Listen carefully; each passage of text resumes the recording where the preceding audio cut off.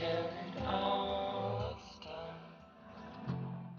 It feels right to hold someone. What I saw in you was almost true. Brutal what the heart will do. Because I wanted to be loved. I just wanted to get close to you. Because I wanted to be loved. I lost everything I knew. Because I wanted to be loved. I just wanted to get close to you. Because I wanted to be loved. I lost everything I knew.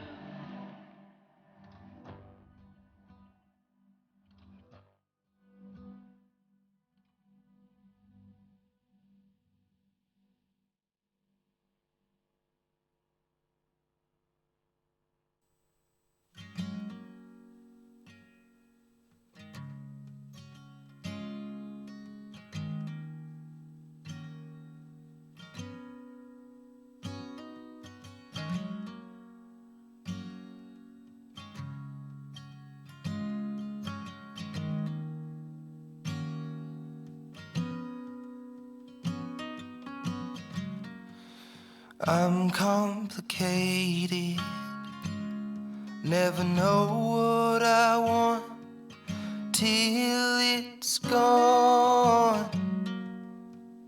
So frustrated from being the one always leading you on. And I'm sorry for always being so damn confusing.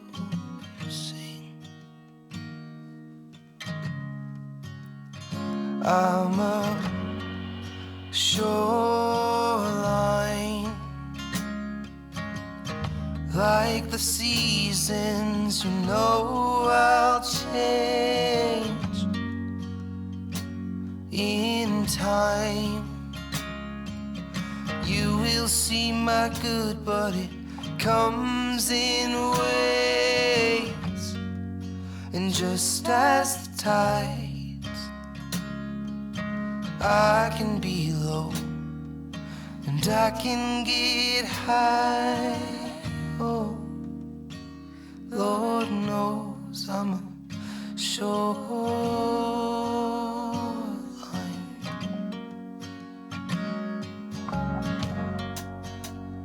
And I'm learning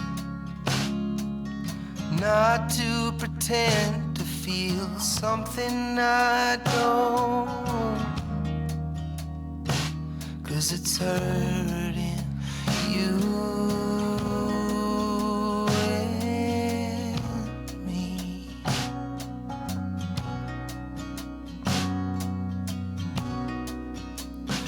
I'm a shoreline, like the seasons, you know I'll change in time. You will see my good, but it comes in waves. And just as the tides,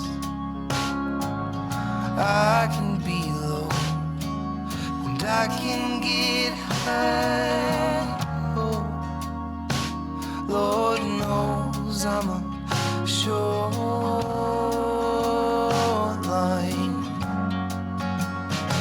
And it's not what you think. See, my heart can hold more than I show, but I'm not giving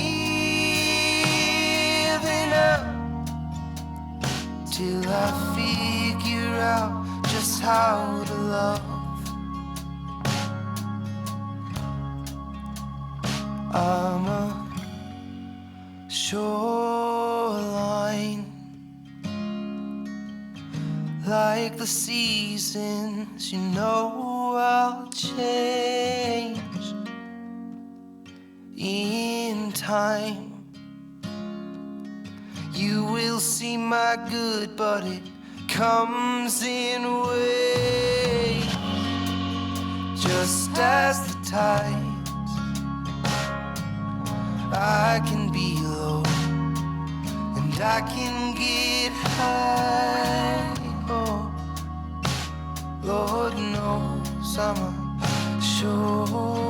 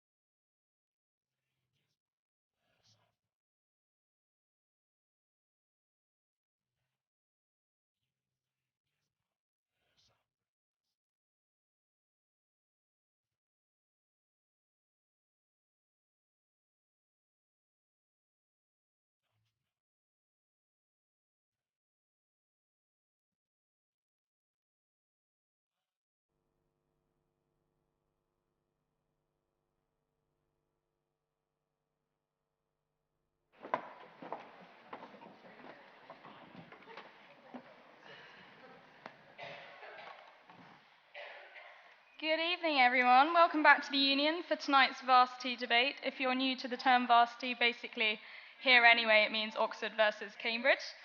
So tonight is the last debate of our open period, which is the time in which we're opening up our doors for you all to come in, regardless of whether you're a member or not. And we're hoping to kind of give you a bit of a taste of what being a member of the Union is all about. If you're undecided yet about whether you want to join the Union, we hope that by the end of tonight you will be convinced. Tomorrow is the last day of our discount period and eligibility for the Freshers' Ball.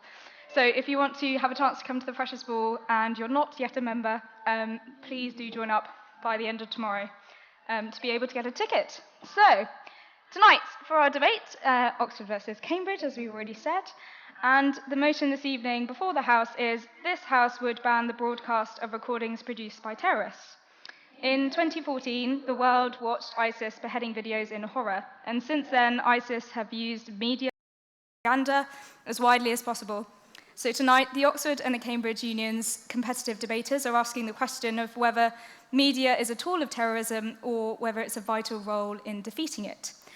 If you're joining us on the live stream, tonight's hashtag is CUS Broadcast. Remember to tweet at the Cambridge Union with your comments or questions, and I will try to read some of them out. If you'd like to contribute into the debate tonight from the chamber, the ways to do so are listed on the backs of your order papers. But simply in brief, simply stand up, say on that point or point of information during a speaker's speech, and if a speaker decides to not take your point, please do just sit down quietly. And we'll continue with the debate. But we will have 2 rounds of floor speeches after the first set of speakers and before the final set of speakers this evening, in which you can give a more extended point if there's something that you'd like to say and you haven't had a chance to do so during the debate. So not all is lost if your point isn't taken.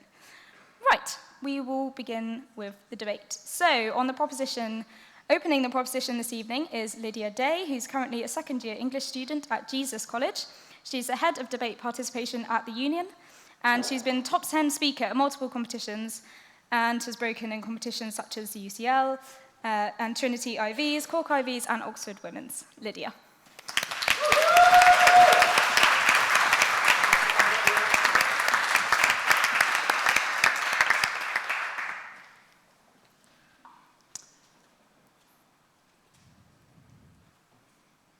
In 2012 in Toulouse, petty criminal Mohamed Merah carried out a 2-week shooting spree, killing 7 and injuring dozens others.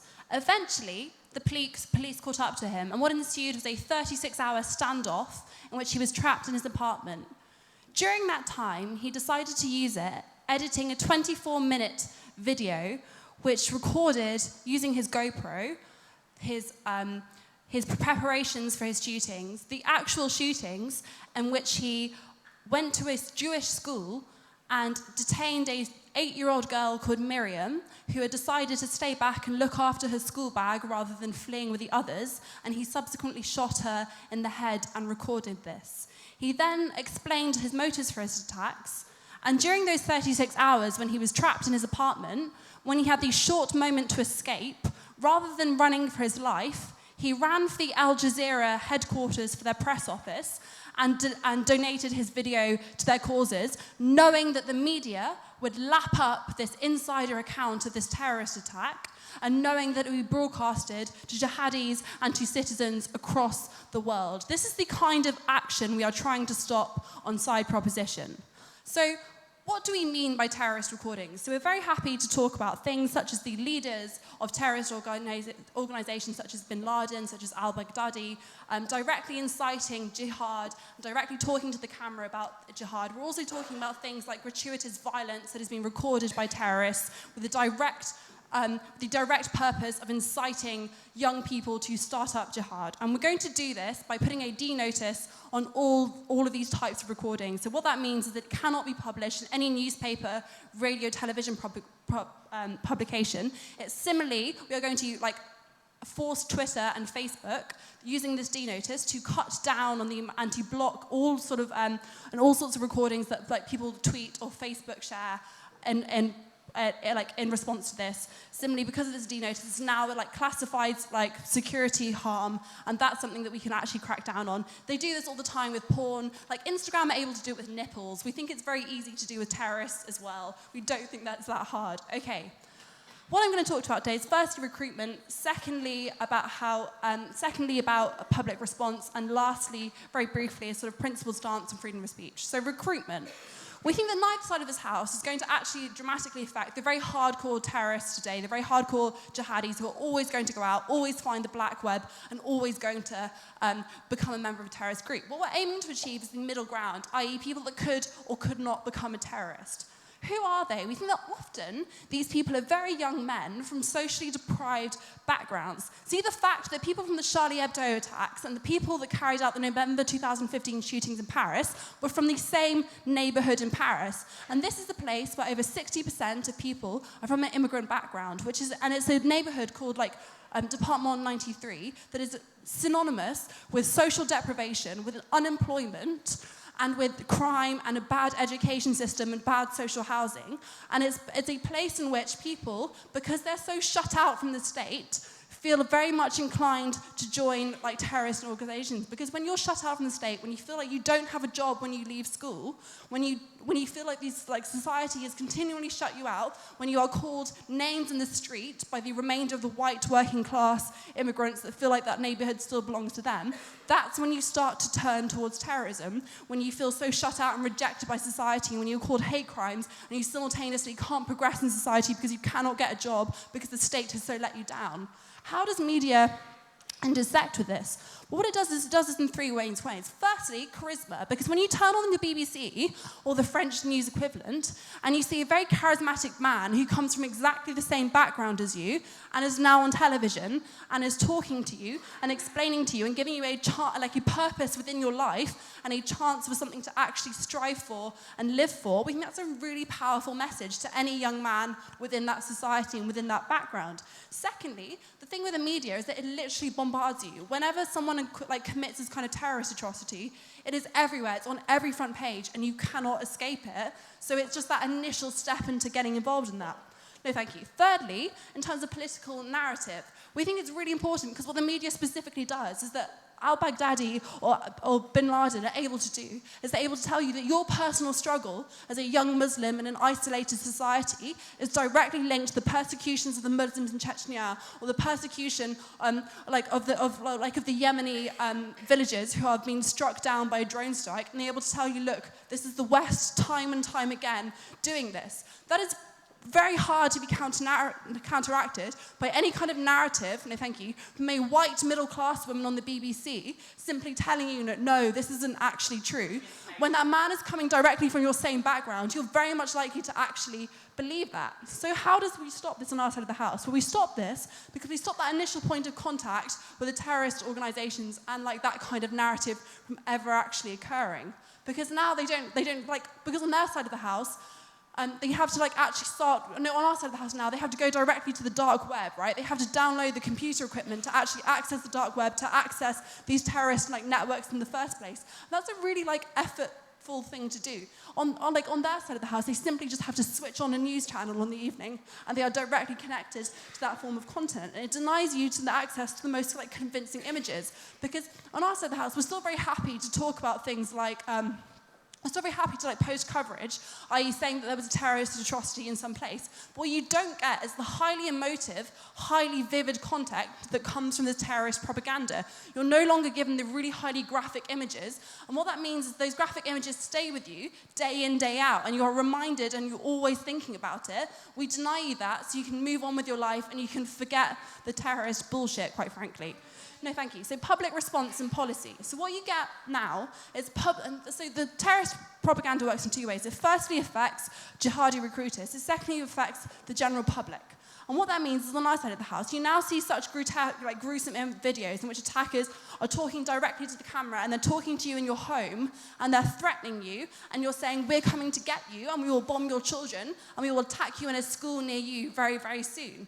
And that has several impacts. Firstly, it impacts domestic policy because it means that it produces a fear within you, and you're much more likely to support popular policies such as Trump's idea ban all Muslims or the UK's really intrusive idea of educational prevent strategy. You're much more likely to support that when you feel personally attacked, and that feeds into that narrative that's actually really harmful because all that does actually is radicalizes Muslims even more because they now feel even more attacked and even more persecuted by the state. Secondly, it has an impact in times of war because what happens is in the Iraq War there was a build-up of extremist propaganda, which time and time again they were able to utilize propaganda in order to get their narrative across. So for example, in the 2004 invasion of Fallujah, in which terrorist groups were able to show the dragging of dead British soldiers through the streets, being tortured and jeered at as they were being tortured and dead, what that did is that increased the public likelihood of not supporting the war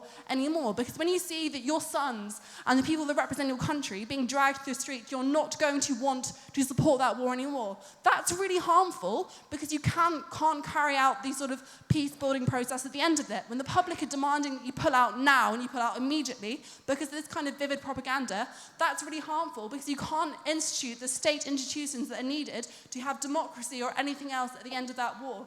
That's really bad. Lastly, it impacts things like ransom and hostages, because when you have a ransom holding and then you have the terrorist propaganda which says, look, we're going to shoot here unless you pay us X amount of money, that's what publics do, is they get behind the person that's being held ransom and they say, look, we need to build up money, we need to actually pay this because he could be my son, he could be my father, he could be my brother. That's really harmful because actually all ransom holdings does is they fuel terrorism and they fuel the likelihood that ISIS or whatever terrorist group are going to do this again. That's really harmful because it means that all that's going to happen is there's a cycle of despair and a cycle of pain. We're very proud to propose this motion. Thank you.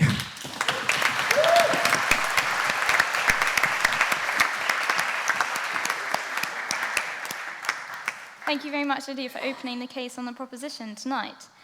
Now we turn to the opposition benches for the first time, and we begin with Rafi Marshall, who's a second-year ancient and modern historian at the Queen's College, Oxford. He is the winner of 16 debating competitions and won the Best Speaker Prize at a further 8. Rafi was a finalist at the 2016 Warsaw European Universities Debating Championship, the largest and most prestigious debating competition in Europe. Rafi.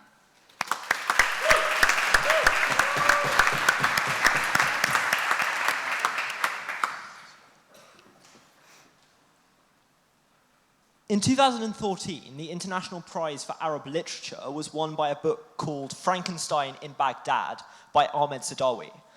Basically, the plot of the book is someone goes around after terrorist attacks and they pick up the parts of those who've been killed and they stick them together to create a new person. Someone whose role is to take revenge for those attacks which have been perpetrated, who embodies the lives and the deaths of those who've been murdered. And what is so terrifying about this spectre haunting the streets of Baghdad is that no one knows who they are. They have no face, they have no name, they are a creature of mystery. On-side opposition, what we recognize is that ignorance is not bliss. Ignorance is terror, ignorance is powerlessness. And that's why we need to give people, and democratic people, the knowledge they need in order to counter terrorism and to make those decisions about it. Because what Sadawi's recognizing in his book is the truth of Iraq. Not only did this country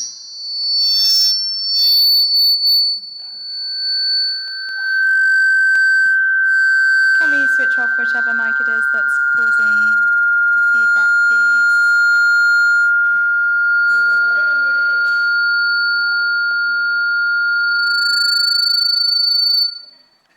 I apologise very much for everyone in the chamber.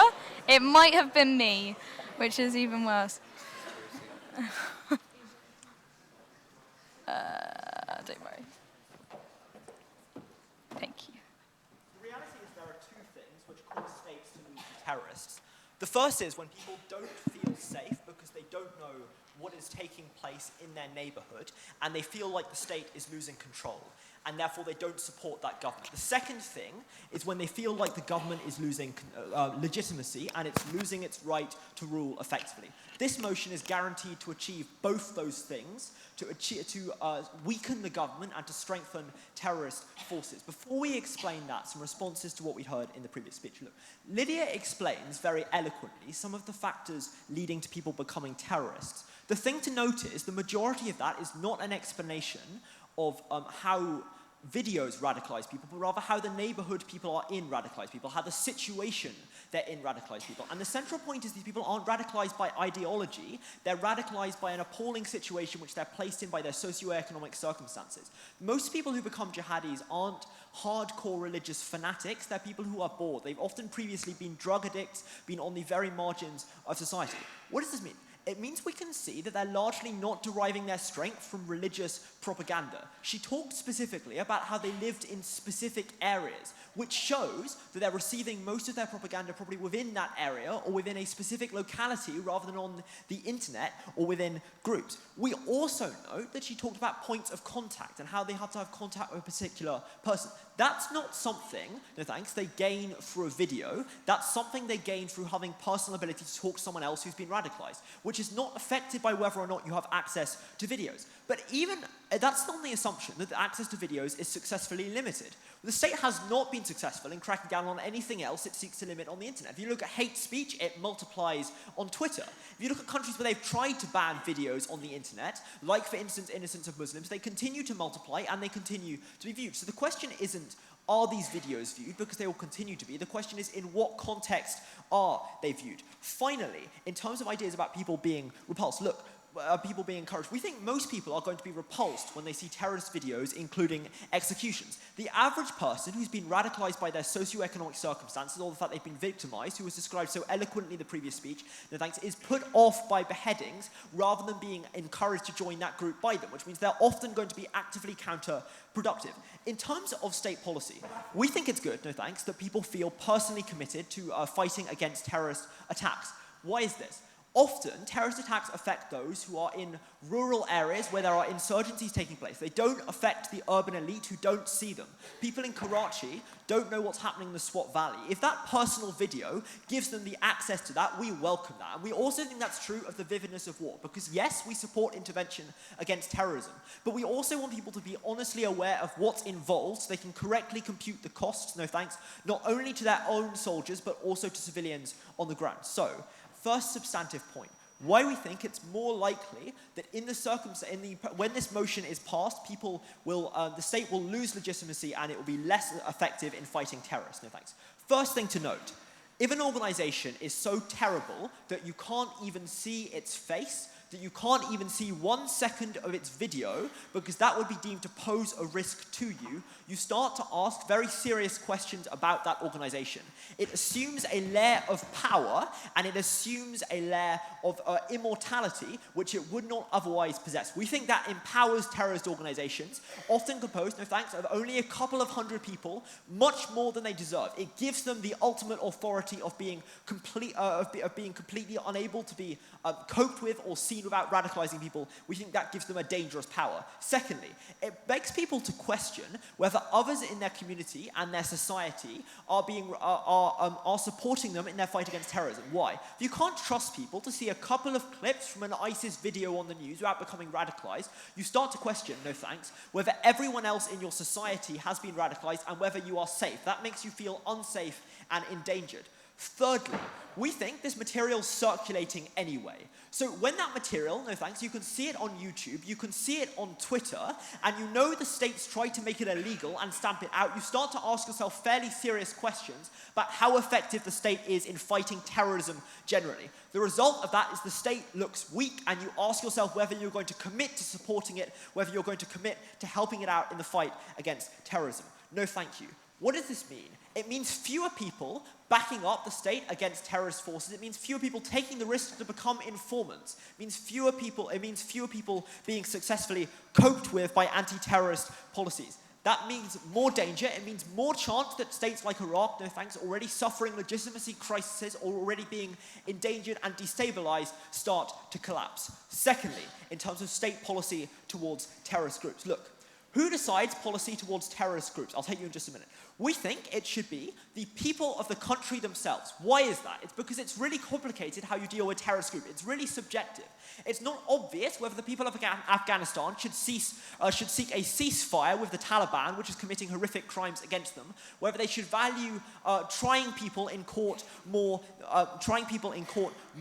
than having peace or not. The result is they need that information and they need that knowledge in order to be able to bring that trial to account, and we think we therefore have to give them that knowledge by allowing them to see the material the terrorist group produces themselves and make informed choices. Go for it.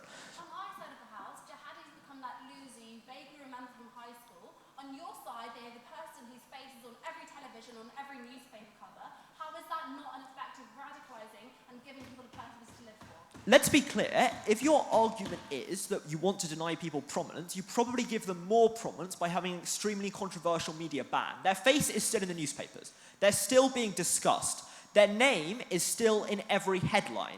However, you add them an additional question, which is the state legitimate in banning this propaganda which is being produced? And you give them that greater power by means of questioning the state's legitimacy in imposing this restriction on free speech. Look, ultimately, we think that people make the best decisions when they have the full facts and the full knowledge. And we believe they have a right to know what's happening in their own society, not to have those decisions made for them and not to be denied that choice by state bodies, which is why we support giving people that freedom, giving terror that face. Very proud to oppose.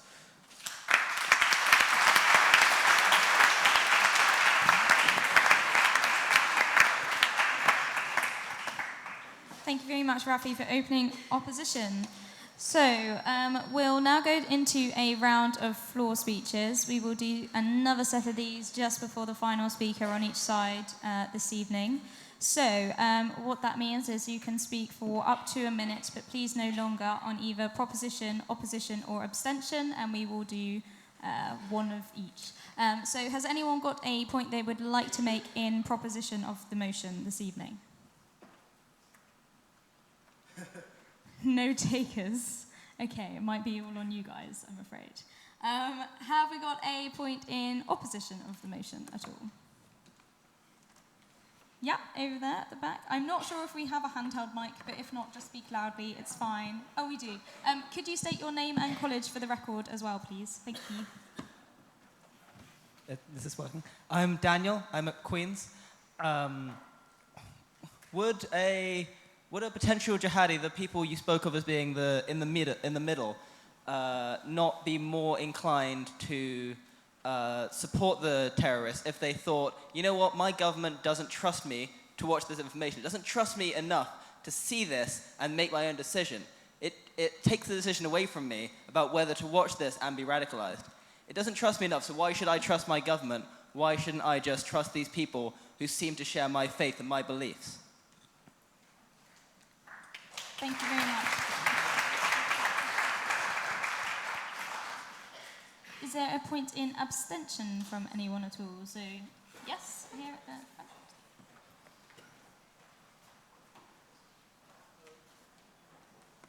It'll hopefully come on if you speak. Press anything? Hello, Dario from St. Edmund's College. I think it's quite difficult to exactly draw a line which kind of content you would want to ban and which content may still be distributed. I mean, like all the narratives that are immediately produced by terrorists, like say beheading, that's uncontroversial. Then on the other side you would have videos of them destroying cultural goods, or just videos of people talking about religious things, talking about also like drone strikes from the West, you name it. I mean, would you ban a video that just shows war cruelty is perpetuated by the West and war crimes if it features a terrorist narrative but just shows just that? I mean, the context is clear, but still I think it's quite difficult in order to keep free speech up if you can't mention these kind of things. Thank you very much. Okay, because there's a 4v4 debate, we will now return to the main debate. Just a reminder for our speakers, if you could take points of information, even if it's only one during your speech, that would be fantastic. Thank you very much. Okay, so we now return to the proposition bench, and we turn to Harry Stobin Bradford, who's a second-year English student at Fitzwilliam. He is one of the 2 debating officers here at the Union, and he has represented Cambridge in the knockout stages of 7 debating competitions, and this summer judged at the European Championships in Warsaw. Harry.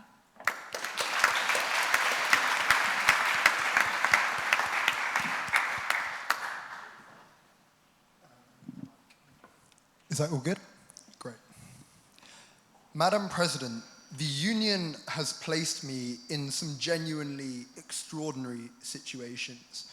The Union has enabled me to go on the America tour and defend the National Health Service in front of people that literally feel that poor people should not have access to penicillin if they get an infection. The Cambridge Union has allowed me very soon to go to Hong Kong and judge a debating competition there to expand the Cambridge Schools programme to 17 new countries in the world, making it the biggest debating competition in the world. The Cambridge Union has also, because of my prep for this debate, placed me on a CIA blacklist because of the sort of stuff that I've been looking at in the last couple of days. I have watched videos of people being burnt alive in cages so that you don't have to be. Madam President, a couple of responses to things we've heard from the floor. We heard just now from somebody who was saying it's unclear what propaganda is. Look, that's just not true, right? In the same way that the British government, through the Ministry of Defence, releases a statement saying the Ministry of Defence regrets to inform the public that a soldier from the 1st Battalion, the Anglican Regiment, has died in Afghanistan subsequent to wounds from an improvised explosive device, rather than revealing the GoPro video of that soldier having both their arms and both their legs ripped from their body because of a device that was designed to maim rather than kill, and they die of the subsequent blood loss. No, thank you. We're very willing to say we know what propaganda is, we know what it looks like, we understand the effect of it, and we're very willing to say it has no place in this society. Secondarily to that, we're told that it takes the decision away from the average member of the Muslim community as to regards to whether or not they're going to travel.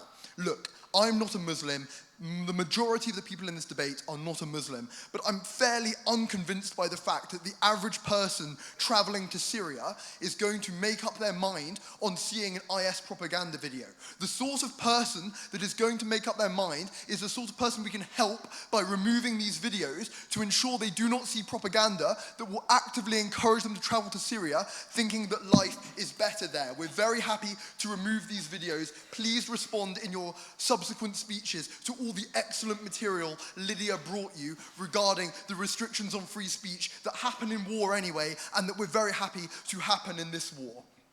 I'm going to bring you a couple of things in direct refutation to what Rafi brought you. For context, the last time Rafi and I spoke in this chamber, he utterly destroyed me in the semi-final of Cambridge Schools. I hope to at least redress this balance somewhat by trying to beat him today. I realise how unlikely that is. Look, one of the last things Rafi brought you was an understanding that we should see videos from Swat Valley. We should understand what the contemporaries of Malala Yousafzai are going to experience. Look, that's just not what Islamic State propaganda is, right? Islamic State propaganda is attacks on Western countries. It is attacks on Western cities. Please tell me why a video being broadcast by the Al Dawlat media organization of what happened inside the Bataclan is something that I need to see to understand the brutality of the Islamic State of Iraq and Syria. Tell me why I need to see that to realize why my heart should bleed for literally the hundreds of fans of the Eagles of Death Metal band whose lives were cut brutally short by the attacks that happened there. Secondly, media as an elevator, right? Look, I go to college with a boy who I'm sure won't mind me saying this, went to school with Jihadi John, right? He remembers him as that loser from school. Thousands of people around the world lionize him as one of the defenders of the faith, right? It's just unclear why we should give him that platform when people should remember him as somebody who literally dropped out of school, somebody who literally had to find some meaning in life in beheading innocent Western journalists. It's just unclear why we should give people that platform. It's unclear why free speech extends to those people. Again, Richard, again, Brian, again, Yuri, literally tell me why in your substantive speeches you should engage with Lydia's material and tell me why free speech extends to these people at all. Moreover, in terms of Rafi's analysis of ignorance, why we should know things about the world, is a Foreign Office press release ignorance? Is a Foreign Office press release telling me that we regret the deaths of hundreds of people in Paris ignorance, when it explains to me where it happened, why it happened, and who did it? That is not ignorance. What is promoting ignorance is showing these people as martyrs, is showing them as people whose opinions we should respect, and showing them as having a legitimate grievance with the West. They just don't in that situation. We should literally control this narrative, and we should ensure that their pernicious view of the West is not one we allow to continue in our society. Look, we will now move on to 2 points of substantive. First of all, does this make IS look better than it is? And second of all, does the presence of media change the way in which terrorist tactics occur? Look, the majority of what Westerners know about the Islamic State of Iraq and Syria is a retrofitted narrative. What we know from WikiLeaks, what we know from other things that have been intercepted by the CIA, is that IS were genuinely thunderstruck by their success in 2014, right? They were genuinely thunderstruck by the fact that they managed to invade the Abu Ghraib prison and free 500 prisoners. They were genuinely thunderstruck by the fact that they managed to invade Mosul and, I don't know, bloody well hold the city for several months, right? They didn't expect to be able to do that. Note that before they did all of this as well, they were literally denounced by Ayman al-Zawahiri, the current emir of Al-Qaeda. They were literally denounced by Abu Muhammad al-Mahdisi, who is a scholar whose importance in terms of radical Islamic thought literally is unparalleled by any person alive. They were also denounced by our man in Jordan, Abu Qatada, right?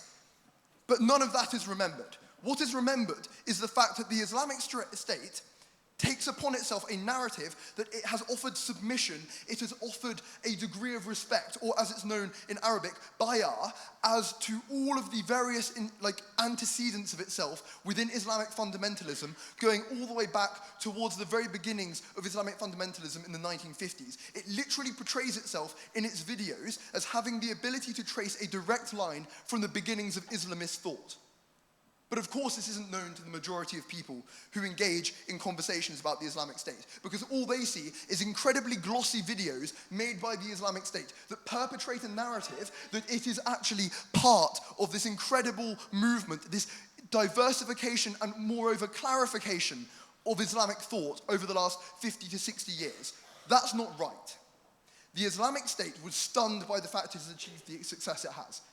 Abu Bakr al-Baghdadi is probably in a coma right now after a US drone strike, but you don't see that in the videos. The people that see that in the videos are the people that are dramatically affected by this sort of propaganda. The sort of people that Lydia talked to you about, and crucially, the sort of person you heard absolutely no response to from the opposition as to why they're affected by this propaganda. A type of propaganda is created that directly incentivizes those in the middle ground, the sort of people that may or may not be affected by this sort of propaganda, to go and join the Islamic State. It proves them to be legitimate, it proves them to be real, and it proves them to be an actual state and an actual caliphate, rather than a spider's web of checkpoints and roads controlled in Syria and Iraq that happen to be able to literally enforce a sort of protection racket a la the 1920s mafia in New York over the people that live there. It's unclear that they should be allowed this degree of propaganda and this degree of control over the world. We don't think that's right. We're very, very happy to oppose this motion and show them to what they actually happen to be: a bunch of charlatans who don't represent Islam in the world and certainly aren't legitimate in the kind of views they hold. Please side with side proposition. Thank you.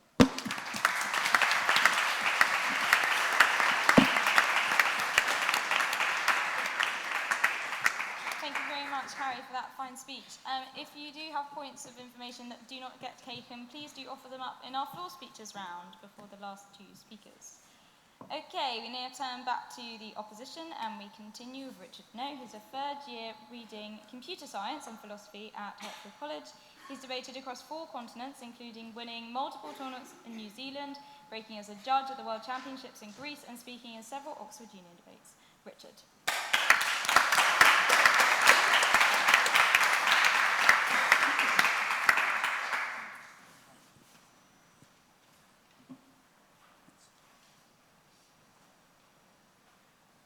Let us be very clear on the background against which this debate is taking place. Across the world, governments have unprecedented ability to abrogate the human rights of their citizens in the name of fighting terrorism. Look at America. The FBI has obtained the private records of over 1 million people. The NSA, although they technically need a warrant to try and search through people's private data, have in fact 99.97% of their requests for warrants approved. Look at the UK. Scotland Yard recently prosecuted a man on several counts of terrorism. 3 of those charges were, and I quote, researching encryption, using encryption on his blog, and telling others how to encrypt their documents. By these standards, I and most other computer science students are guilty of terrorism. And if you look at the 4,000 largely spurious claims filed under the PREVENT legislation in the UK, which gives the people around you, the teachers, the students, employers, and employees, a legal responsibility and legal obligation to spy on you, this is absolutely a point where it has gone too far. In America, it is now legal to imprison any person for any length of time without charging them for any crime.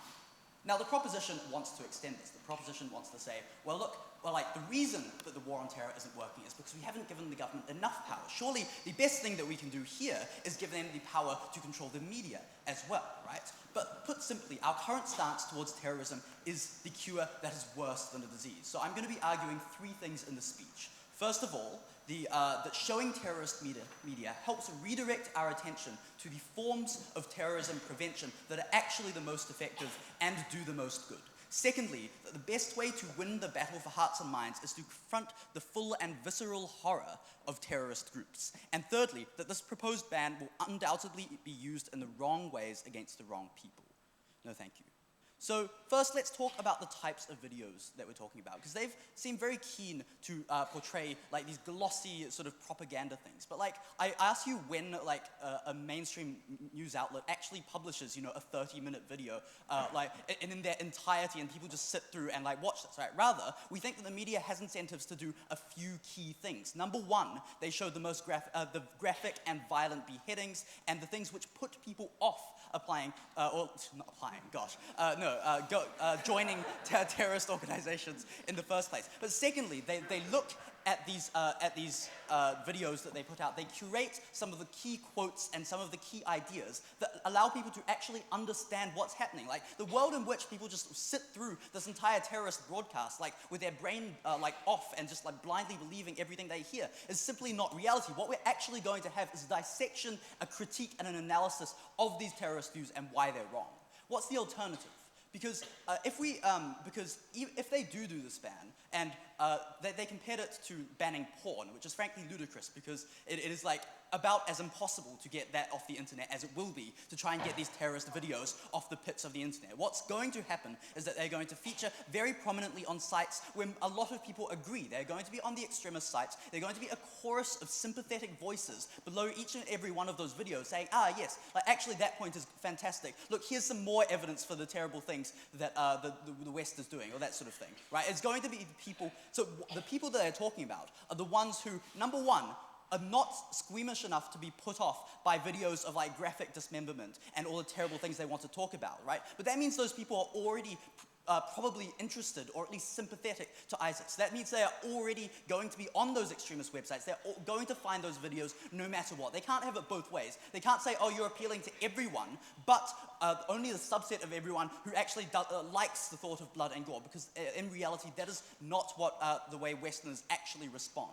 They're so concerned about the idea of people going over to fight for ISIS. But as a matter of fact, I think that people going over to fight for terrorist groups is one of the least, effective things they possibly do. Like, we see most of the people who go over to fight actually come back. They're put off by the visceral horror of what they encountered there. They're put off by the fact that it is not what they expected. And the reason that they had these false expectations is because they have mostly seen the things that are only in places that they are supported. They've seen in their local communities, they've heard positive things about the terrorist groups. They haven't seen the scrutiny and the horror that we want to show across the rest of the media far more. So why is it important that people actually get the sense of horror at what terrorist groups are doing, right? So the statistics are very clear.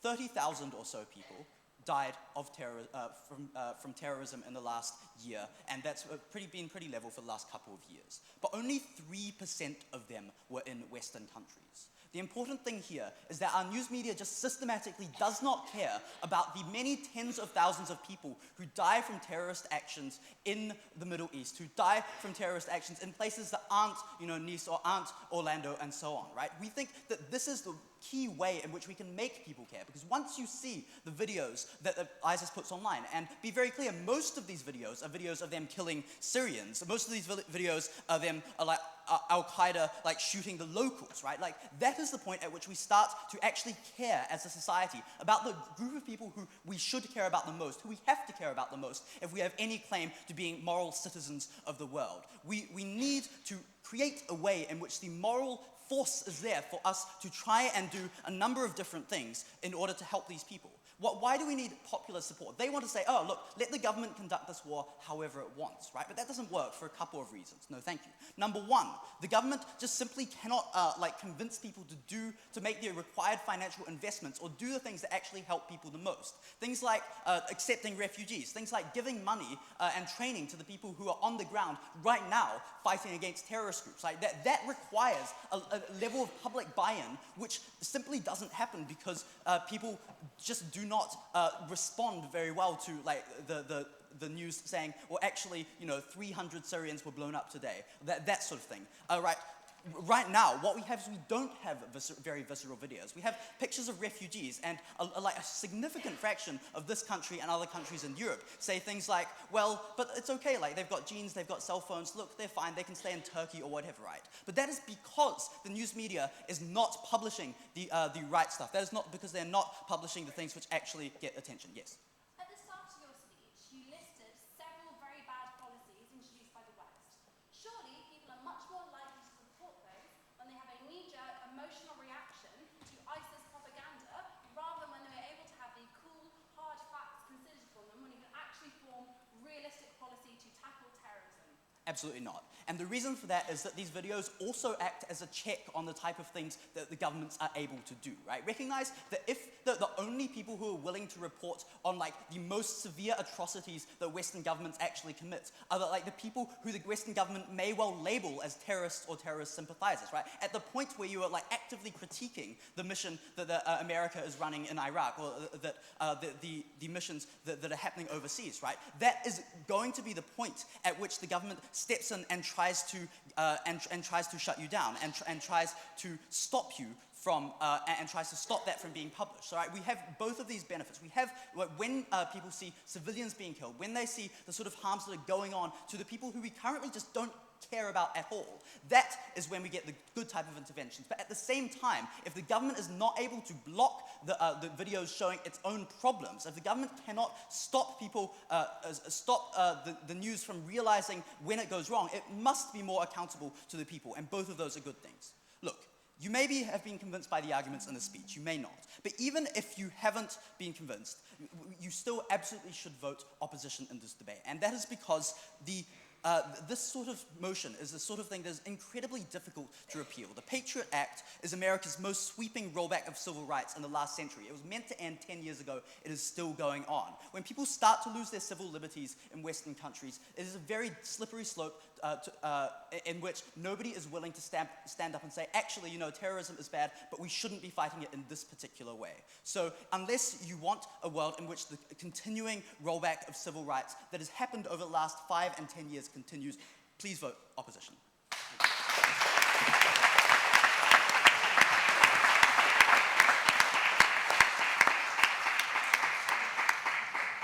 Thank you very much, Richard, for that fine speech. So now, instead of an extra floor round, we're now going to continue on with our third set of speakers. So we return back to the proposition benches. And next up we have Etsuko Lim, who's a second-year law student at St. John's, and who's currently head of debate training at the Union. She has won the Split Open, has reached the finals of 8 other tournaments, including HWS Round Robin, Cambridge Open, Krakow Open, SOAS IB, and Inner Temple IB. Etsuko.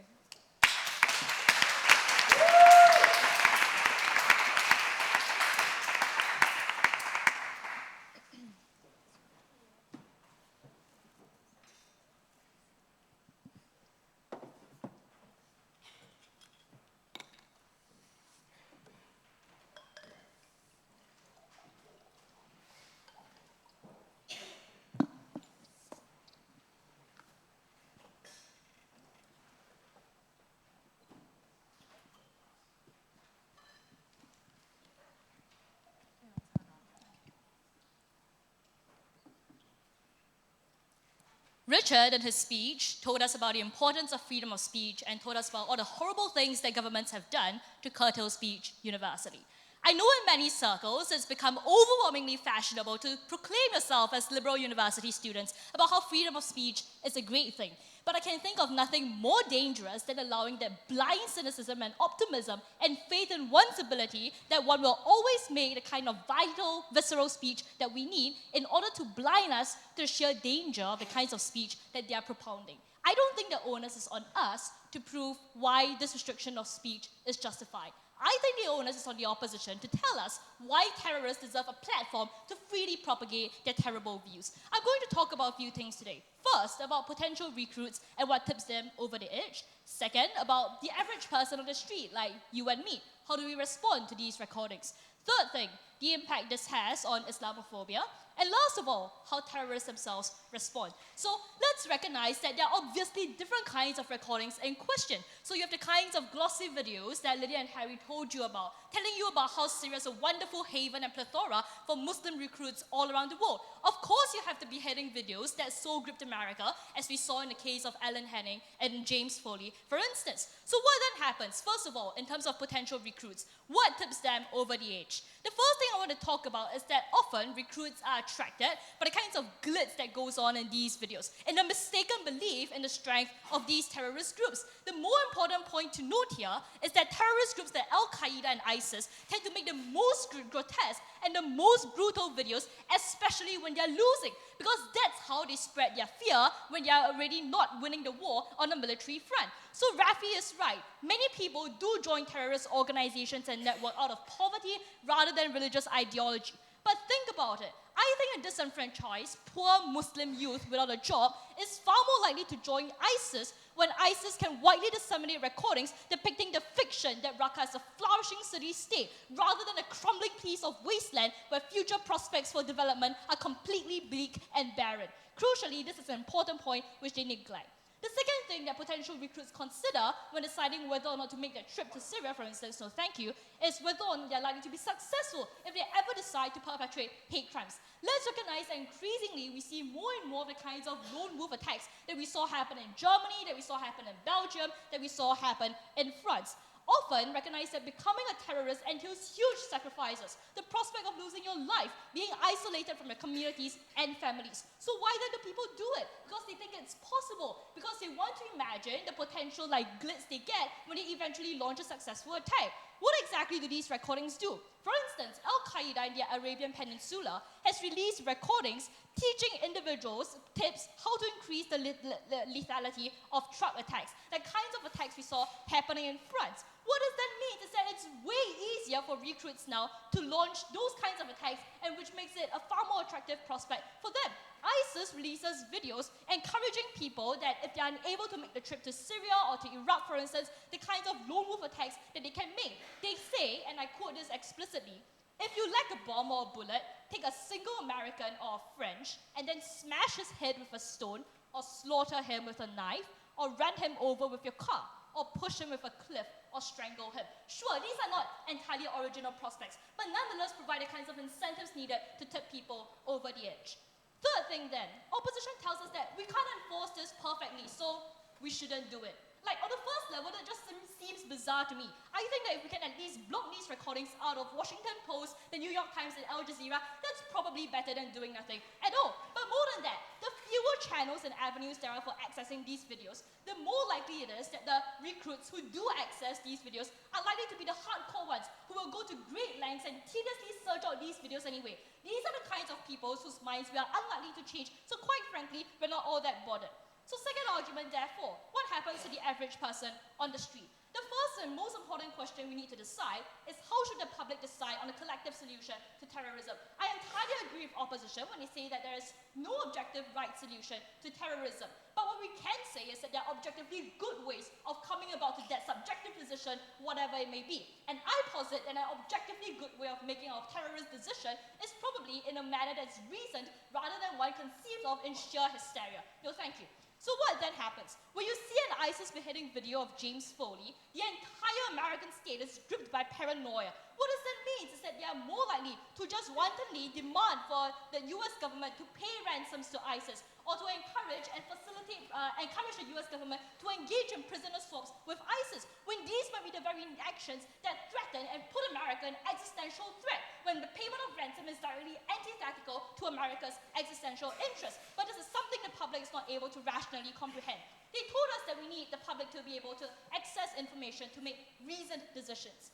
I'm not sure about you, but I think that when the US public saw the image of 4 US soldiers whose bodies were severely burnt, dragged through the streets of Fallujah, and as a result lobbied their government successfully to pull out Fallujah, the resulting conclusion we saw wasn't a informed, reasoned public discussion. It was the collapse of the entire state because the US government had no choice but to hastily withdraw as a result. Go ahead. But the fact that the public comes to seemingly conflicting conclusions, such as the PREVENT program and withdrawal from Fallujah, has to mean that they are making an informed decision because they don't always act in a homogeneous way. No, it means that they are making inconsistent, knee-jerk, reactive, emotional responses rather than informed decisions that work on both sides. Like, that just isn't a premise that logically follows. So keeping that in mind, what does that mean is that the average person on the street, rather than perceive the government to be losing legitimacy by this act of censorship, is far more likely to not think about it. I don't know about you, but if my government were to do it, I wouldn't think my government were illegitimate. Rather, I would feel a lot more safe in an environment where I wasn't bombarded with the prospect of ISIS confronting me on every street. The second thing we heard coming from opposition was when Richard told us that this motivates people to action. We need to pierce that veil because currently there's too much inertia in encouraging people to take active foreign policy decisions in places like Iraq and Syria. Again, this misunderstands the average person's psyche. When you see Alan Henning beheaded, your reaction isn't this, look at that poor US person who just got killed. The Syrians out there must be just like him. Let's help them. Rather, it's our American soldiers are dying for, frankly, a Muslim population we don't care very much about. Let's just pull out all our forces there. This is by far the likelier reaction they're likely to receive. More than that, if his argument were true, then the videos and images of Yazidi women kidnapped in Iraq should have prompted the US to take some kind of action in Syria. I posit that the reality and historical truth have indicated that his argument is just logically false. The last thing we heard coming from them on this point, and thank you, is that the government then loses legitimacy because it's seen as being too weak in order to publicly broadcast this video. I've already addressed this point, so now let me move on to the third point about how our action mitigates the spread of Islamophobia. The unfortunate reality is that 55% of Americans hold unfavorable opinions of Islam. The words that Brits most commonly associate with Muslims are terror, terrorist, and terrorism. Al-Qaeda and ISIS propaganda videos have by far most succeeded in capturing the popular consciousness, and it's that association of terrorism with Muslim that most of us, unfortunately and regrettably, have today. Bin Laden's video recordings after 9/11 claimed that the US had been hit by Allah when it was at its most vulnerable, and in 2009, Bin Laden, in an audio recording, called for a renewed jihad against Israel. I can think of nothing better than repeatedly seeing a bearded man holding up the Quran to justify beheading Americans as a tool to consolidate our irrational hatred and disgusting fear of Muslims. Bear in mind that this comes at a time when Trump is calling for a complete and total shutdown of Muslims entering the US. The implications of this are horrible. It means an increase in hate crimes against Muslims, which is already on the rise. So when Rafi says that when we can't see the face of terrorists, we are more likely to distrust our communities, it's the inverse, which is true. It's when you consistently see Muslims appearing in these recordings that you're likely to distrust your Muslim neighbor on the street. Very quickly, therefore, on how terrorists react. We posit that when terrorists know that any kinds of recordings they publish are likely to make the airwaves and make the television channels, this creates a perverse incentive for them to be even more brutal in their killings. When they capture a hostage, their incentive is not just to keep the hostage alive or even to painlessly kill that hostage. You want to capture the most grotesque and most painful and agonizing way of killing that hostage on camera so that it shocks the entire consciousness of the American and Western world. For all of these reasons, I'm incredibly proud to stand in proposition.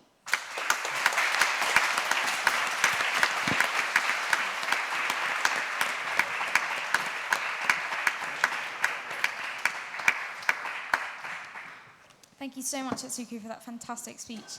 So we now move back to the opposition for the third speaker on opposition this evening, which is Brian Wong. He's a second-year PPE student at Pembroke College, Oxford. He judged the ESL Grand Finals at Australs in 2016 and the Open Partial Double Quarterfinal at EUCDC in 2016. He's also made the finals at several other competitions, including the John Smith Memorial Mace, Singapore Debate Open, and Inner Temple IV. Brian.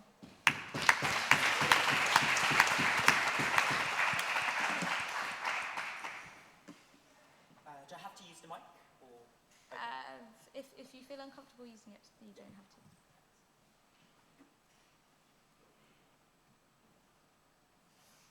The day we as a state and a government say we are too scared of the videos produced by terrorists, the day we send out this message and say we cannot stand the videos that bombard us every day, is the day we lose to terrorism. Ladies and gentlemen, what doesn't change in today's motion is clear. Reporting narratives, people talking about terrorism, CNN publishing and broadcasting about terrorist attacks, doesn't change, doesn't stop. Conservative imams, conservative religious figures talking about conservative doctrines that incentivize people to join ISIS also doesn't stop. Finally, knee-jerk reaction from the fact that you know that there's a war that's going on right now in Iraq and Syria also doesn't change. So at best, proposition's case is marginal. What I'm going to bring to you is an analysis on how we fight a psychological warfare and what it means to lose a psychological warfare. For that, three things to talk about. First of all, the middle ground of recruitment. Second of all, public response in general. And finally, the question, when and how do we lose to terrorism in the 21st century? Start with recruitment, right? Because I think we all would benefit from understanding who's the middle ground in this debate. Thanks for the clapping. The reason why the middle ground is important in this debate is because these are all the individuals who are curious about ISIS, don't really know what ISIS looks like and how conservative Islam appears exactly. These are also the individuals that would undertake adventurous, speculative journeys all the way to Syria and Iraq to find out for themselves what it means to be a part of ISIS. These are also the very individuals that want to know about how terrorism manifests and romanticize and fantasize the unknown. change about these people. It doesn't change that they still have access to conservative religious sources and texts that mean that they have every single access to the incentive for them to join terrorism. What doesn't change for these people is that they can still have regular access to community leaders where they live that tells them that it's good for them to join ISIS. But note here that these conservative or community leaders are not themselves terrorists, right? Because they don't kill anyone, they don't murder anyone, and therefore by government's definition, they don't fall within today's debate, demoted. Finally, we say it doesn't change that when these people switch on the TV and look on the social media, they see people fear ISIS, and that's what they get, right? The excitement of you being able to cause and create fear in a world, and all of this doesn't change on proposition side. But what does change here is the following. When we as a government say that the only way to get our society to feel safe is to ban all of these videos, you create 3 additional incentives for people to join ISIS. A, you facilitate the mythification and romanticization of terrorism, right? When you can no longer see the visual, vivid killing of these individuals and the propaganda, notice here that people don't just go like, oh, ISIS isn't producing any adverts. Maybe ISIS isn't going to be a problem anymore. Because people still feel that ISIS exists as an entity, right? And that is where romanticization and mythification, the glorification of what Islam means in this conservative or in this world right now, still occurs. But the important thing to note is that because you can't see for yourself that these cowards are killing innocent civilians, that you can't see for yourselves how horrible and disgusting these beings are, you allow narratives that they stand for true Islam to get your head. And that is when ultimately more radicalization happens, because instead of seeing the brutal reality of how disgusting these individuals are, you fill this vacuum with a constructed narrative of your own. So therefore, you get all the more recruitment on their side. Yes. But the fundamental problem with this argument is that you're confusing 2 different groups of people here. So the average person like yourself might feel disgusted by how ISIS is killing like people like me. But the Muslim recruit, potential recruit, who feels tempted by the prospect of ISIS like conquering an entire caliphate of its own, is not going to feel like this is a terrible thing. You should therefore deter them from making their trek to Syria. But why do these Muslims feel that way? They feel so because the social political structures of the West have kept them alienated for far too long. And these sentiments exist regardless of the videos. A Muslim doesn't suddenly become attracted to the violence because they see these videos in the first place. For them to have this preference, there are already existing reasons for which they've cultivated the preference for violence. And that is when, if you can't see them, you imagine them. If I can't watch, The Sausage Party, which is, by the way, a really good movie, right? I would imagine for myself what the Sausage Party looks like, which probably isn't something we ought to be talking about in a union chamber, Second of all, panic. So let's talk a bit more about moral panic, right? Because that's a very good argument. But notice here what doesn't change. It doesn't change that CNN is still telling us that we have our own army men and soldiers dying every single day in Iraq and Syria right now. It doesn't change the fact that we think ISIS exists very close to us because we often hear about terror on social media and on other sources. But all of these reporting still exists. So for me to feel panicked, right, it doesn't have to be. And in fact, I would like to ask everyone here a question. How many of you here has actually watched an ISIS beheading video with the blood gushing out of the body? Hands up, please. Cool. So I'm not a very good mathematician, but that's approximately like less than 2% of the entire population here. What does that mean? That means the very fact and source of moral panic in this society is not predominantly, if at all, attributable to watching ISIS videos, right? If I want to send troops to Iraq, it's not because I have watched the video and I never actually in reality watched. What does that mean? That means that their marginal effect is highly negligible. But I posit to you that we get worse Islamophobia on our side for 2 reasons. First of all, if you look at the Republican Party and the fact that they survive on anti-government skepticism, that the government is hiding information away from you, that the government cannot be trusted, that Obama is hiding terrorists in the White House. Why is that important? Because when the government actively censors ISIS, right, you give away to spinning narratives from individuals that brand the government as housing ISIS and sponsoring them because they're not letting the public know how bad it is. You give fuel to those who question and doubt the government, and you give fuel to those who are Islamophobic in the society. The second reason why you get worse Islamophobia is this. Killing is disgusting. If I am a mere Republican and I see someone killing someone, I would feel horrified, disgusted, and fearful. Notice that Islamic phobia or Islamic narratives would exist on either side, right? But this politics of distrust is important because it gives me the opportunity to distinguish myself if I'm a moderate Islamophobe, right? That maybe, surely, any normal individual who adherent to a religion would not do something as abominable and disgusting as killing a human being. Only when you see something as out there, outlandish and far and removed from reality, that is when you feel that surely it can't be the case that over 60% of the world right now who are Muslims would act in such a way. Because for you to uncouple the idea of violence from Islam, you require the cognitive dissonance that confronts you when you see the violence. And that adds on to my final point here today. When do we lose to terrorists? We lose to terrorists when our government sends out a signal that we are too weak, when we are too fearful, when we are too protected, when we're too vulnerable, when we can't take it anymore.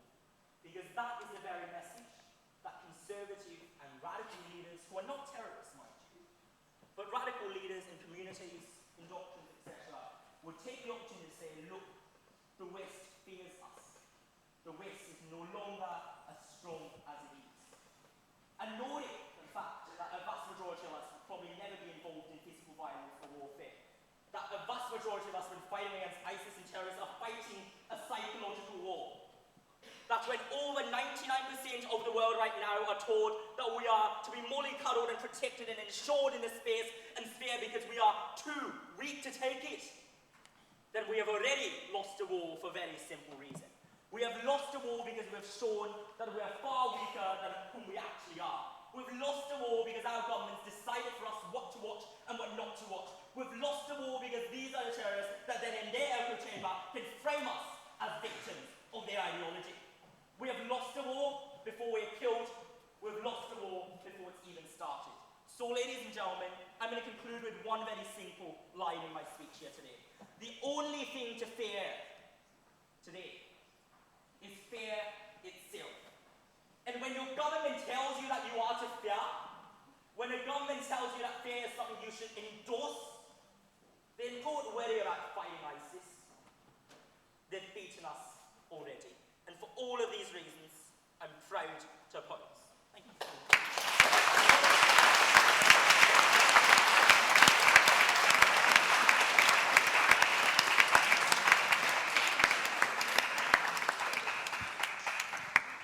Thank you very much, Brian, for that incredibly passionate speech. So we now have our final round of floor speeches of the evening, again in proposition, opposition, or abstention. Firstly, do I have a speech in proposition of the motion? Yes. Back. Thank you. Adam Reeves, Trinity College. Will the opposition not accept that by allowing the broadcast of terrorist propaganda, at least in the popular imagination, they are elevated to the status of a legitimate opponent, which lends undue credence to their agenda and to their message? Would anyone in opposition like to respond? No? Sure. Okay, thank you for that point. Have we got a point in opposition of the motion at all? Yes, the lady near to the back row.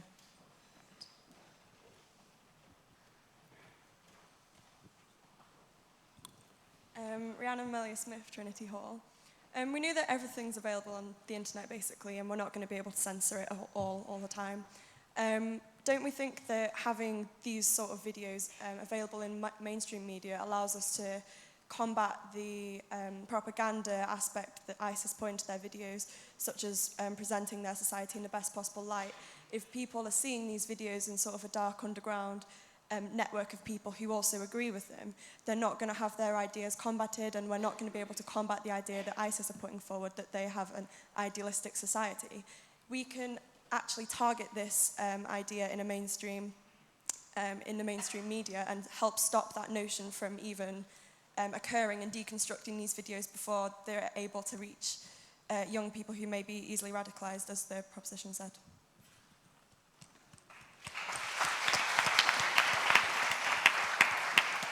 Thank you very much for that point. And finally, do we have a point in abstention of the motion at all? Yes, at the front. St Catherine's College. I kind of have a bit of a problem with some of the debate that's been going on so far, in that there doesn't seem to be a huge amount of focus on videos, in particular when we started to talk about Islamophobia. I would be interested to hear from the remaining speakers why, well, basically, name me one bigot that has waited to see a video before blaming a terrorist attack upon a Muslim. I'd like to see what extra you get from videos that you don't get from news reports in that sort of sense.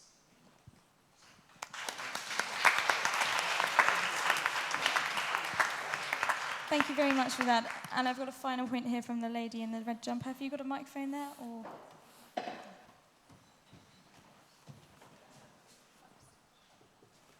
Thank you. I'm Grace from Christ's. Woo.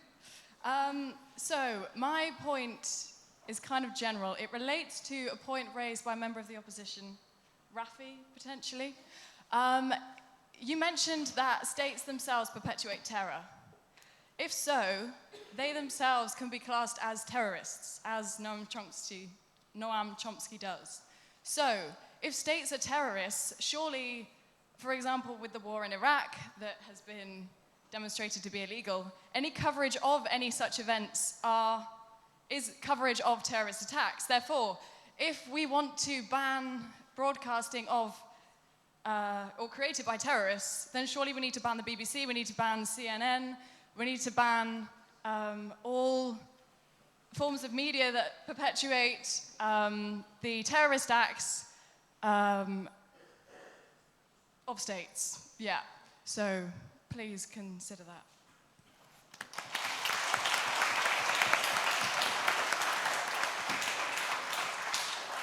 Thank you very much. I'm glad you finally got to make your point.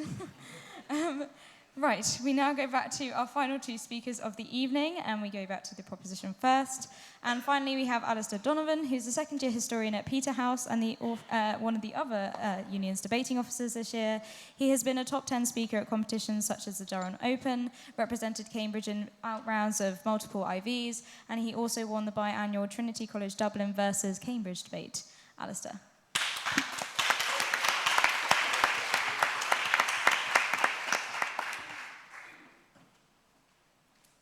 Typically, quoting FDR is something that you usually do when you've nothing else to say. We're willing to say on our side of the house that there is something more than fear that we should fear.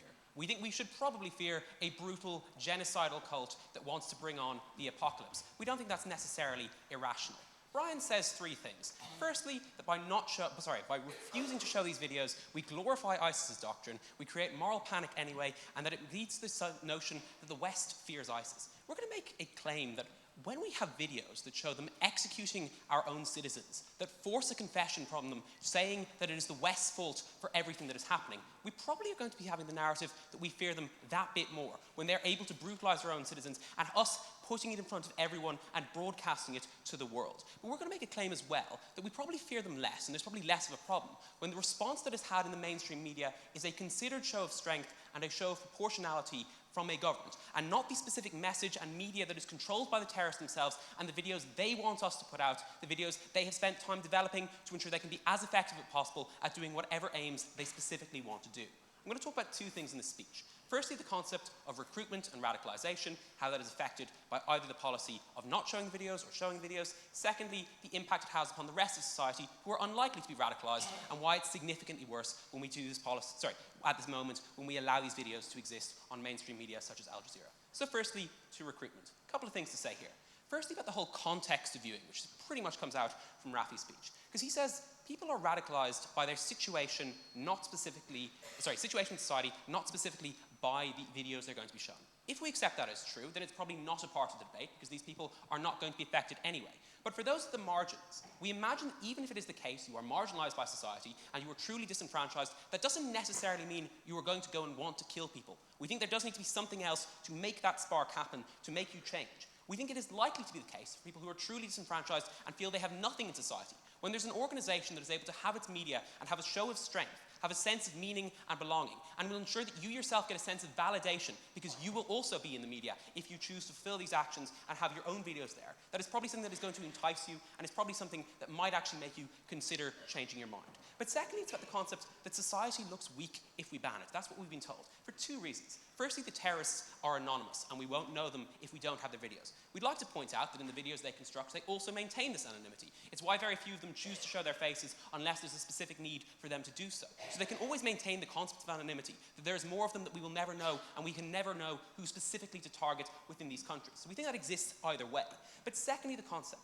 What happens about the government deciding on the message or the terrorists deciding on the message? We imagine that if it's their videos that they themselves constructed, the message that is going to come out is going to be bad. If something that's going to make them look powerful is something that is probably going to make us look weak. We think realistically, when government get to control this to some degree and shows what can and cannot be shown, we probably don't let them have the same structure of propaganda. We've been told about media control being extremely problematic. The issue with media at the moment is that there are extreme perverse incentives within it that as a consequence result in the worst forms of images being shown. Why is this? Because if you want to sell a paper, if you want to sell airtime, the thing you are going to do is show what is most extreme and show what is most likely to shock people and get attention. We think what this means is there's a profit incentive effectively at the moment to aid people in showing the terrorist videos, in showing the worst aspects of them and the ones that are going to create the greatest amount of fear within the country as a whole and are going to glorify their cause as much as possible. We think the incentives for a government are somewhat different. They're probably about protecting society. They're probably about leading to some degree of harmony to ensure that everyone can live together well and not effectively be killing each other. We think realistically that is a significantly better incentive to have in terms of what media we want to have within society. Thirdly, just a quick response to this concept we've been told by a floor speaker, that people are going to be converted nowadays because they're now going to be told they're not trusted in terms of watching videos. That because we're saying there's certain videos that shouldn't happen and shouldn't be in the mainstream press, as a consequence of this, they're now likely to go and change their minds and kill people. Not now. Firstly, we'd say it's probably unlikely that the factor which changes your mind from being a law-abiding citizen who doesn't want to harm anyone else is going to be the fact that the government tells you there are certain videos that are so awful you shouldn't be able to watch them. We think that lots of things are already banned that we shouldn't be allowed to see. We think the Official Secrets Act does exist for a reason. We don't think its existence has led to people killing other people. We think videos specifically designed to target people and to recruit them into organizations possibly has. But secondly, we think we have an organization dedicated to targeting disenfranchised individuals. It is probably worse to allow them any form of platform whatsoever. We've been told that this is all negated because echo chambers still exist on the deep web, and there are always going to be these websites where people will find them. We acknowledge those do exist. However, in this context, they are already going to happen. All that happens when you show it in mainstream media is you encourage people to actually go and find these out. You show them that they exist, and you tell the public that these are out there. You can find the full, uncut, uncensored ones if you really want to go and look. We think realistically, when we redact the amount of areas that you can see this, it is less likely that you're going to go and want to find them. When at the moment you can find redacted forms of these videos on YouTube, you can see them amassing likes and have supportive comments, it probably means you are going to want to reach out and find more of them. For anyone who is marginalized in society, anyone who is disenfranchised, that is a way in which you can have a link towards finding the rest of this propaganda and the rest of this recruitment videos. We think it's probably better if people don't have to see that, and if those incentives don't exist within society. I'll take you now, Richard. The majority of Britons who go over to fight ISIS come back because they didn't like what they saw. We can stop them from going over in the first place by showing them how gruesome and how terrible it actually is, instead of just leaving them to be converted by their communities, by their Richard, we are happy to control the narrative on our side of the house. What we don't like is when we show the videos the terrorists have explicitly created to encourage people to go over Syria. We think realistically, when it's what they themselves put out because they think it is the most likely to attract recruits, it's probably something that's going to be somewhat effective. Otherwise, they will be unlikely to do it. As a consequence, we think it's much better when the government does step in and does say it has a role to protect society. So that's secondly, the response of the rest of society when they see these videos in the mainstream press and when they see some aspect of them throughout their daily lives. No, thank you. So, a couple of issues. Firstly, the concept that we need to see these videos to be able to construct a policy. We accept we need information, and we stand for good information that results in rational and proportional responses. It is impossible to achieve this, however, when these specific forms of videos are shown in the mainstream press. Why is this? Two reasons. Firstly, again, because the terrorists are the ones controlling the narrative of the message. They're the ones who are going to be deciding what is there. And even if the media is responsible and edits them in a way that is beneficial, it is still specifically the media and content of the terrorist organizations that is being shown. We think that's probably likely to be harmful in most situations. But secondly, it's the type of reaction that they promote. Because when you see an execution video, when you see someone beheaded in front of you, you don't have a you don't think about it, you don't reflect, and you don't have a rational response. You have an extremely visceral response. You pierce the veil of words and pierce the veil of understanding that people can construct, and instead you result people to their base animal instincts. It's not a rational response, it's a response based on instinct. Why is this specifically harmful? If we accept what they're saying, that we need to have some form of videos to make us take action, the type of actions it's going to make us take are extremely negative. First, it means that in terms of going into any form of conflict zone, it's probably likely we're going to go in blindly. If it is the case this actually promotes us to get involved in a war, we probably think it would be better if we go into wars with plans in advance and not just willy-nilly on the basis we've seen something that shocked us terribly.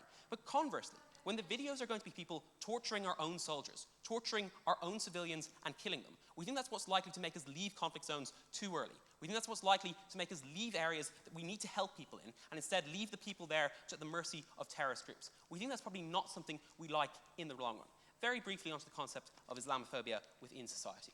Look, we've been told this strange idea that this can't lead to any form of Islamophobia within a country because no bigot is ever exclusively going to be converted by a specific video. We think, however, that when again these are extreme visceral reactions, when this is the whole narrative under which they understand terrorism and the narrative in which they understand these groups, and specifically when there's an attempt on the part of terrorist groups not just to say that they themselves are powerful, but to link all of Islam with their ideology, that's when you do convert some people. It might not be the specific act in and of itself that converts everyone, but at the very least lays the foundations to convert people. And we think that is probably something that is problematic. We do think it leads to distrust in society, we do think it leads to Islamophobia, and we do think it leads to oppression within the Western world, as well as aiding the terrorists in their own struggles. We think all of this is immoral, and as a consequence, we're extremely proud to propose.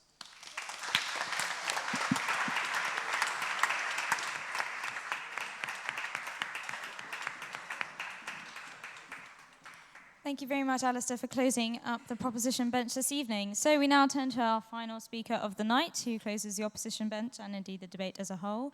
Jura Herdich is a fourth year studying medicine. He's debated in over a dozen countries, notably reaching the finals of the Rotterdam Open and the Richard O'Sullivan Memorial Competition. He's in charge of the Oxford Union's debating training programme.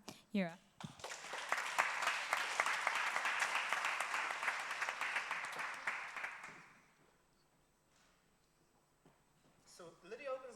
Saying that the policy of the terrorist videos would be something akin to like what currently exists for a nipple, right? Yet every time we say terrorist videos would still be accessible on the internet, Cambridge bench shakes their heads, right? I would controversially posit there are quite a few nipples on the internet still to be seen if one looks for them, and even if one doesn't, right? Like, I wouldn't know, but I assume they probably are, right? The problem with that then is everything that Richard tells you in his speech and no one responds to, right? That you see all those things out of context, right? And guess what, right? Context matters, right? Think about all the things that you can see in different contexts and are going to mean different things, right? Like, I'm a little bit ashamed of this, right? But when I was very, very young, right, I saw my first episode of South Park, right? And uncontroversially, as a 10-year-old, I thought it was fairly benign. As a 21-year-old, I think it's very controversial. I think it has loads of gross jokes and stuff, right? And the reason why I changed my opinion is because context matters, right? Saying that seeing a video on a BBC website is going to have the same radicalizing effect as seeing it only ever on the deep web is outright ludicrous, right? What does this bring us to? First important point in this debate, recruitment. And secondly, later I'm going to talk about public perception, right? So recruitment, right? Notice that everyone in this debate agrees that people who are likely to be recruited are the people who are already on the margins. Lydia literally spends half of her speech explaining that people in districts like Molenbeek are already going to have significant resentment towards the communities they live in, right? Why is this important? This is important because the people they're likely to be in contact with and they're likely to be radicalized by in the first place are not BBC articles, right? They're people delivering sermons in their local mosques, for example. They're their friends who have been equally radicalized and equally disenfranchised by the society. No, thank you. And then Cambridge comes along and says, no, these people who are apparently willing to travel to Syria and kill thousands of people need that one last trigger, which is a video attached to a BBC article to convince them to do so. No, thank you. We don't think that's true. We think people, because they consistently try to point out that this matters for the people in the middle ground. People who are willing to be convinced to go to Syria and kill other people, to kill civilians, are not in the middle ground. Those people are already radicalized and seeing a BBC, I don't know why you're clapping, because seeing a BBC article isn't going to make a difference to them, right? There is no middle ground that you can claim on your side, right? Importantly then, what kinds of media currently exists, right? Because this has been consistently misconstrued along the Cambridge bench, right? Because they say, oh, we're gonna show videos valorizing and glorifying the terrorists. This is not what's shown in the media at the moment, right? They're like literally like, maybe I'm ignorant and I don't like spend enough time on BBC, but I haven't seen that many 30-minute videos, you know, telling me about, you know, all the historical narratives in which like the West is, you know, responsible for the beheading of James Foley, right? If they've seen that, they've done some proper research, and I quite envy them on that skill, right? But what we do think is oftentimes show, also like, by the way, like suggestions how to increase lethality of terrorist attacks also unlikely to be found in New York Times, right? What is likely to be found in, you know, BBC, in New York Times, in, you know, mainstream media, are things that show horror and brutality, are things that are controversial, right? No, thank you, but that kind of stuff I think I've already dealt with because I've shown you that people who are likely to be swayed by that kind of content already had to be radicalized by other circumstances in their lives, which is something that Rafi spends literally 6 minutes explaining, and people misconstrue in their speeches on that side of the debate, right? Lastly, on that point, though, no, thank you. Also note that, like, terrorists are still going to have an incentive to, you know, make killings as brutal as possible, right? They have more of an incentive when those videos reach fewer people, right? When you only have one shot to make an impression on your target audience, right? In that instance, you're much more likely to produce much more brutal videos, to torture your hostages much more brutally, and to take more hostages, right? To impress people because you only ever get one chance. Lastly, and very problematically though, Cambridge never tell you why recruitment from the Western world is a crucial issue in this debate, right? Look, I'll admit, I have not like that much research on this debate, right? But like, from what I know, there have been like maybe like a couple of hundred people going to fight for ISIS in Syria, whereas like the total force of ISIS is like a couple of thousand, right? No, thank you. Like even if they win recruitment, right? This is a very marginal point. They themselves have acknowledged that like ISIS has been able to take Mosul before it even started producing propaganda, right? I would controversially posit that maybe, you know, like recruitment might not be like the most important issue in this debate then, and it's like a wash at best on their side. But we think that creating echo chambers radicalizes people even more because they never get their opinion challenged. Secondly then in this speech, public perception. So I asked this POI, and when I say, look, the fact that Fallujah and, for example, like Prevent program have contradictory responses means that public doesn't always act homogeneously. And Itsuko responds by saying, no, that only shows that I always act viscerally. Literally no analysis, right? You know, like, I know that Cambridge is like a cradle of formal logic, but controversially, Cambridge students are not the ones that decide what's objectively true and the right response, right? We would posit that, like in democracies, right, when you feel endangered, sometimes it is right to vote on policies that retrospectively seem controversial, right? You know, for example, like in 2004, many people did support the withdrawal from Iraq, and now many people think that like going in the first place was the visceral response to take, right? So I wouldn't say that withdrawing was necessarily and objectively a visceral choice that we ought to resent, right? But further to that, right? No, thank you.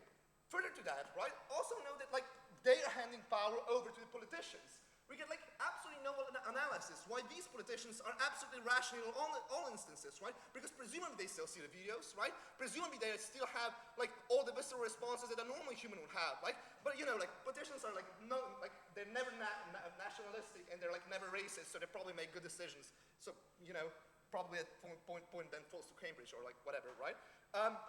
Secondly on that point though, no thank you. This is also very crucial like in view of like how Islamophobia develops, which is a point that Cambridge apparently wants to hammer home, right? Because Rafi crucially tells you that like under their side of the house, the horror still exists, right? You still get terrorist attacks, they just have no face attached to it, right? You're much more likely to make sweeping assumptions as to who was involved in that attack, right? You might think it's your neighbor. You might think it's like literally everyone in your community, right? Oftentimes what videos do, they show that the main people behind the attack are people far away. It's groups that are not in your country, groups that, you know, like often don't speak like the same language as you do and like come from a different background than you do. It's much more likely to make you less afraid of people in your community. If they show people from your community, it's usually a video of a lonely wolf acting on their own, right? Which is not very, like, not equally intimidating, right? It shows that even insofar as there are people in your community who are a danger, right? They're not as numerous as people from abroad who you ought to presumably fear less because they're far away and therefore have like less capacity to act. I'll take you if you still have a question. The point is that not everybody that is in a radicalized situation will become a potential recruit. The way in which these people become a potential recruit is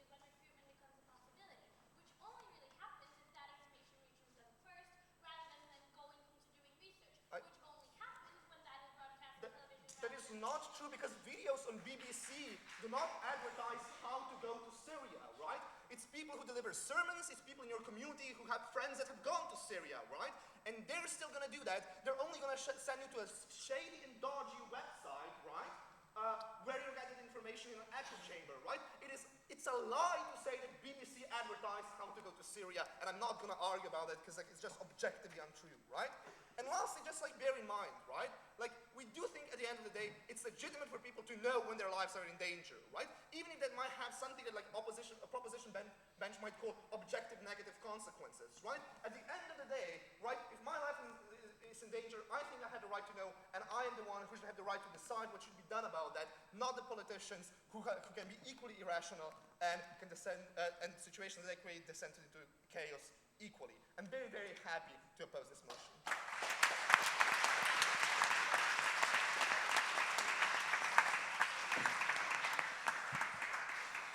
Thank you very much, Euro, for bringing this debate to a close. So that concludes tonight's debate. If you have time to stick around this evening, we do have our debaters' drinks going on in the dining room and in the bar, so come and meet those who are on the debating committee, find out more how you can get involved with debating, if that's something you'd like to do at your time here at Cambridge and at the Union. Tomorrow we have our second debating workshop of the term as well. That's at 7 p.m. here at the Union, so just come along down, whether you debated before or not, we can get you started. And then on Thursday we have our usual main week debate, this week on the refugee crisis, again at 7:30. And of course on Saturday it's the Freshers' Ball, so do, if you haven't already joined the Union, tomorrow is the last day you can join, at which you can be eligible for the Freshers' Ball, and it's great fun, I really do recommend it. So, this evening, the motion before you is this House would ban the broadcast of recordings produced by terrorists. The House will now divide, and in traditional fashion, we do so with our feet. So, if you're voting in favour of the motion, please exit through the door on the right. If you are voting if you're voting for the motion, please exit through the door on the right, and if you're voting against the motion, please exit through the door on your left. If you would like to abstain, then please leave through the middle. We will announce the results shortly in the bar and the dining room afterwards, so do stick around. Thank you very much for coming, everyone.